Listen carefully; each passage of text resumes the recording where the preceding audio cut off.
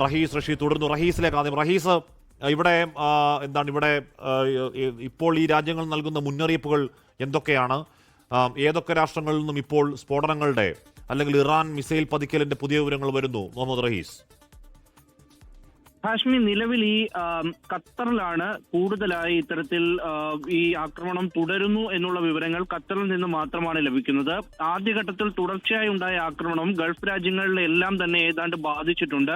Abu Dhabi ഉൾപ്പെടെ Qatar, Kuwait, ഈ സ്ഥലങ്ങളിലൊക്കെയും ഈ രാജ്യങ്ങളിലൊക്കെ ബഹ്റൈനിലൊക്കെയും വലിയ തോതിലുള്ള ആക്രമണം ഉണ്ടായിട്ടുണ്ട്. അതിൽ അബുദാബിയിൽ എയർപോർട്ടിന് അടുത്തുവരെ ആക്രമണം ഉണ്ടായി, മിസൈൽ ആക്രമണം ഉണ്ടായി എന്നുള്ള വിവരങ്ങളാണ് പുറത്തു വരുന്നത്.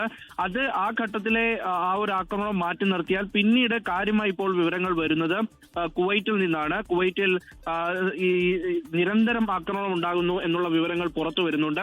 അതിനപ്പുറത്തേക്ക് അവരുടെ ഈ തന്ത്രപ്രധാനമായിട്ടുള്ള ഈ സൈനിക ക്യാമ്പുകളൊക്കെയും കേന്ദ്രീകരിച്ചുകൊണ്ട് നടത്തുന്ന ആക്രമണമായി തന്നെയാണ് എല്ലാ രാജ്യങ്ങളും ഇതിനെ കാണുന്നത്. പക്ഷേ നിലവിൽ ഇപ്പോൾ സൗദിയും UAE അടക്കമുള്ള രാജ്യങ്ങൾ ആക്രമണത്തിനെതിരെ ശക്തമായി അപലപിച്ച് രംഗത്തെത്തിയിട്ടുണ്ട്. ഒപ്പം തന്നെ തിരിച്ചടി നൽകാൻ സാധ്യതയുണ്ട് എന്നുള്ള തരത്തിലുള്ള ഒരു പ്രതികരണങ്ങളാണ് ഈ രാജ്യങ്ങളുടെ ഭാഗത്തു നിന്നൊക്കെയും വരുന്നത്. പ്രത്യേകിച്ച് സൗദി അത് വളരെ കുറച്ചുകൂടി ക്ലാരിറ്റിയോടുകൂടി പറഞ്ഞിരിക്കുകയാണ്.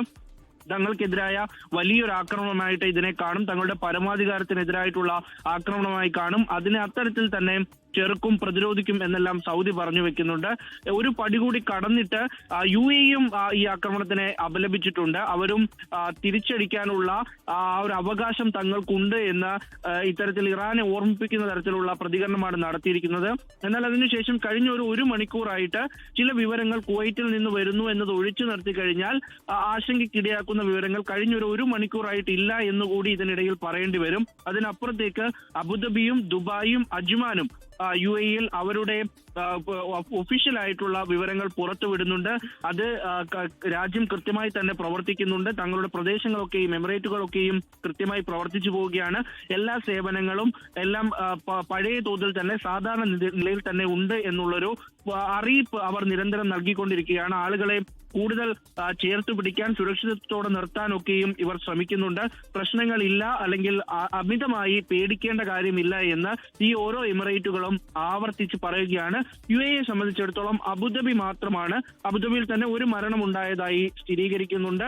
അത് മന്ത്രാലയം തന്നെ ഏതാണ്ട് സ്ഥിരീകരിച്ച മട്ടാണ്. അതിനെ തള്ളിക്കൊണ്ടുള്ള ഒരു വാർത്താക്കുറിപ്പും ഇതുവരെ വന്നിട്ടില്ല. ഒപ്പം തന്നെ ചിലരൊക്കെയും ഏതാണ്ട് അതിനെ സാധൂകരിക്കുന്ന തരത്തിൽ അല്ലെങ്കിൽ സ്ഥിരീകരിക്കുന്ന തരത്തിലൊക്കെയുള്ള വിവരങ്ങൾ പറയുന്നുണ്ട്. അപ്പോൾ അബുദാബിയാണ് UAE സംബന്ധിച്ചിടത്തോളം പ്രശ്നങ്ങൾ ഉണ്ടായ മേഖല. അവിടെ ഇറാനിലെ ആ സ്കൂളിൽ പെൺകുട്ടികളുടെ സ്കൂളുണ്ടായ മരണം 24 നിന്ന് അത് മുകളിലേക്ക്, അത് 40-ലധികം വിദ്യാർത്ഥികൾ മരിച്ചിട്ടുണ്ട് എന്ന് ചില സൂചനകൾ പുറത്തേക്ക് വരുന്നു. നമുക്കതിനെ സ്ഥിരീകരിക്കാൻ കഴിയില്ല. എന്തായാലും അവിടെ മരണസംഖ്യ, കാര്യം അവിടെ ഉണ്ടായതൊരു വലിയ ഇസ്രായേൽ വ്യോമാക്രമണമാണ് പെൺകുട്ടികളുടെ സ്കൂളിലേക്ക് എന്നറിയാൻ കഴിയുന്നുണ്ട്. അപ്പോൾ അത് സ്കൂളുകൾ അല്ലെങ്കിൽ ആ സ്കൂൾ നടന്നുകൊണ്ടിരിക്കുന്ന സമയമാണ്. അത്രയധികം ഫുൾ കപ്പാസിറ്റിയിൽ കുട്ടികളുള്ള സമയത്തായിരുന്നു അങ്ങോട്ടേക്ക് ഇസ്രായേൽ വ്യോമാക്രമണം. സ്വാഭാവികമായും അവിടെ കൂടുതൽ കുട്ടികൾ മരിക്കാനിടയുണ്ട്.